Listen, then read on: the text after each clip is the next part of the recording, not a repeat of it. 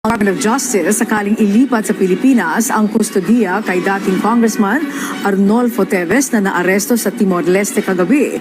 Si Luisa Erispe sa sentro ng balita live.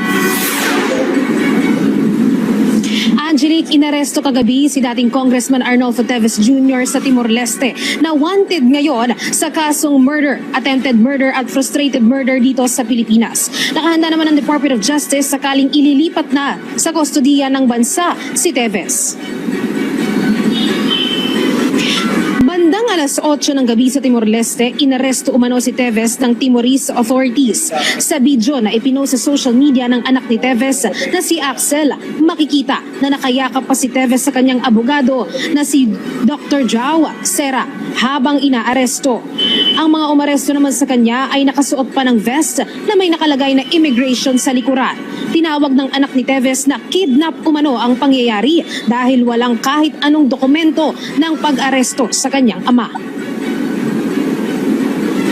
They just picked him up without documents, without warrants, or any form of legal documents. They just came in forcefully. They took him out forcefully.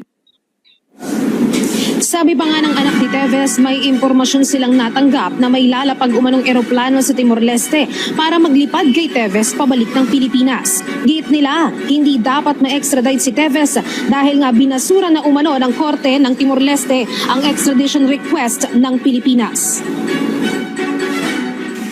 We do not approve of this, and we do not want my father to be flown out of Timor-Leste because he has already won in the court that he can stay in Timor-Leste and he cannot be extradited.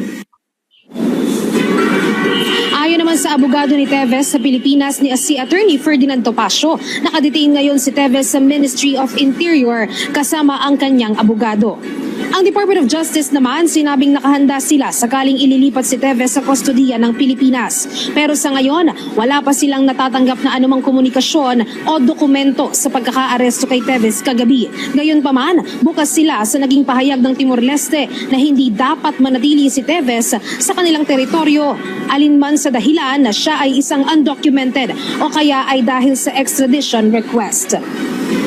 Angelica, sa ngayon nga ay inaalam pa natin yung status ng ginawang MR o Motion for Reconsideration ng Pilipinas hinggil nga dito sa extradition request. Dahil kung matatandaan ay nitong huli ay tinanggihan o dinismiss nga ng korte ng Timor-Leste itong request na ma-extradite si Teves dito sa Pilipinas at iyan nga yung inaapela ng Pilipinas. Wala pang update sa ngayon pero dun sa panig naman ni Teves, sabi ng kanyang abogado na si Attorney Ferdinand Topacio, sa ngayon ay nagsumite sila ng writ of habeas corpus para nga hindi muna makauwi sa Pilipinas dito si Teves.